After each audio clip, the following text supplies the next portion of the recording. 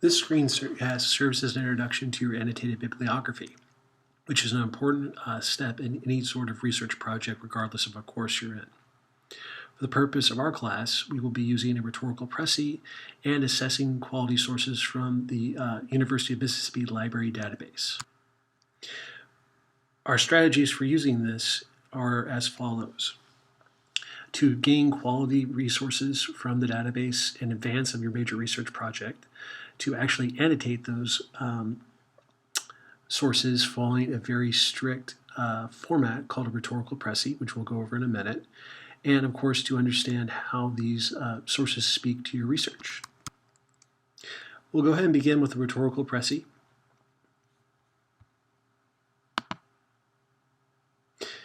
The Précis is a highly structured four-sentence paragraph that records the essential elements of a unit of spoken or written discourse.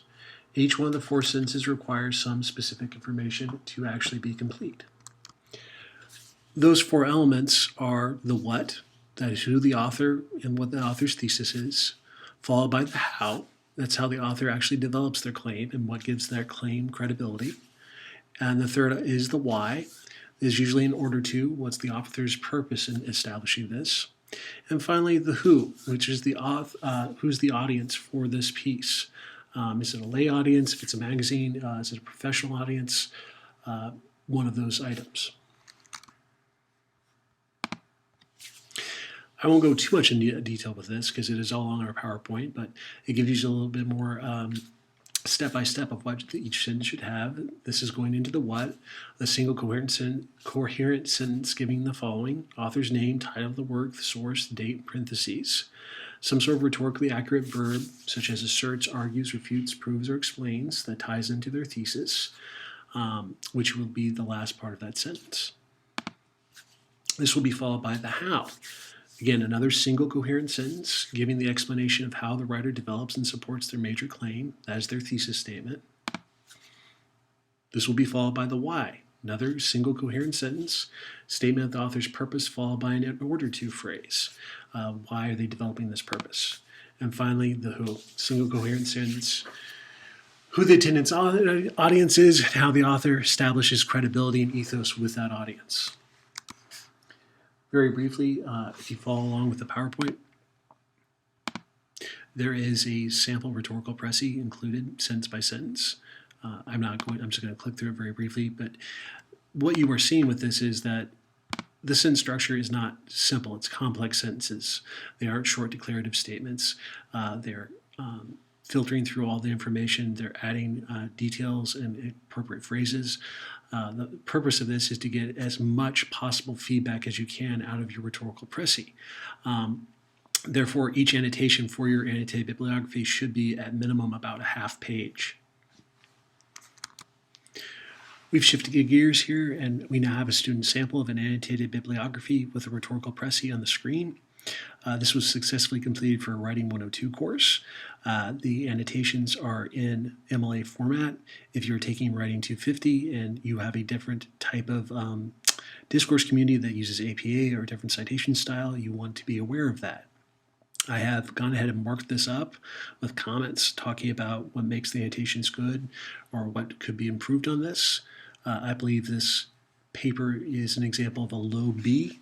The other example that is up on our Blackboard course site is a solid B paper. But you can see how the student set up their Rhetorical Précis and integrated quotations throughout it from their source. And you can also see where they could have improved their actual format as well. And as I marked down here too,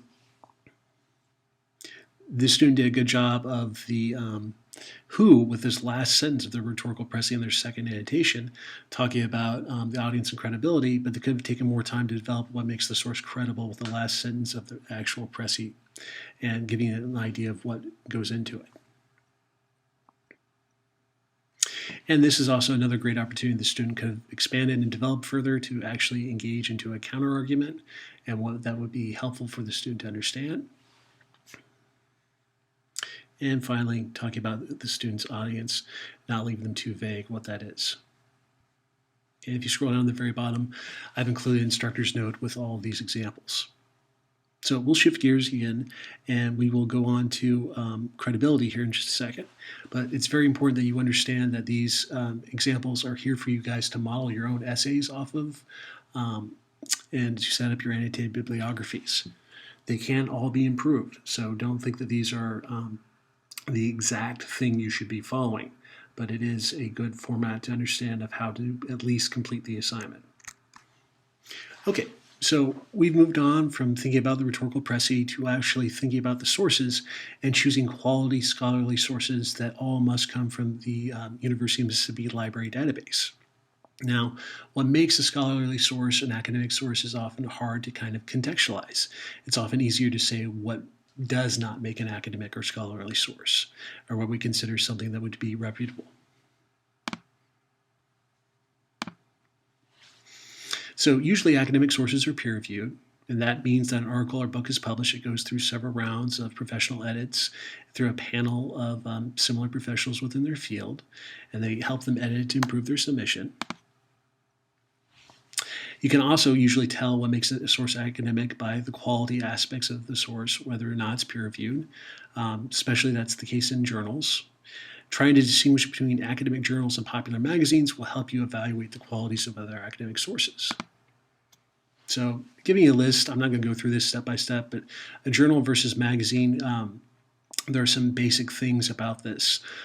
Most popular magazines will have some sort of opinion with it, while a lot of journals will have an argument, but it will be much more so unbiased in language. They will also be for a more professional audience in terms of tone, while a lay magazine will be for a general audience. Please keep in mind that these are not universal criteria. There are always going to be outliers within journals and magazine, and some magazine articles are going to be very well researched and could be completely possible to use in a research essay. So you just have to look at the different website sources and can determine which ones are academic, and that will be just sort of an exercise that you can do on your own time on this PowerPoint. We will wrap up this PowerPoint by going through the University of Mississippi Library's research help articles too. There are four major different videos you can watch about how to use and evaluate a website. You can also use Wikipedia to actually start your research, just don't use it to finish it, and using the Academic Search Premier and CQ Researcher, which are two of our more popular web search engines too. I've included a course-specific guide for you to research. If you follow that information, it will help you go on with your actual subject that you have had approved from your proposal.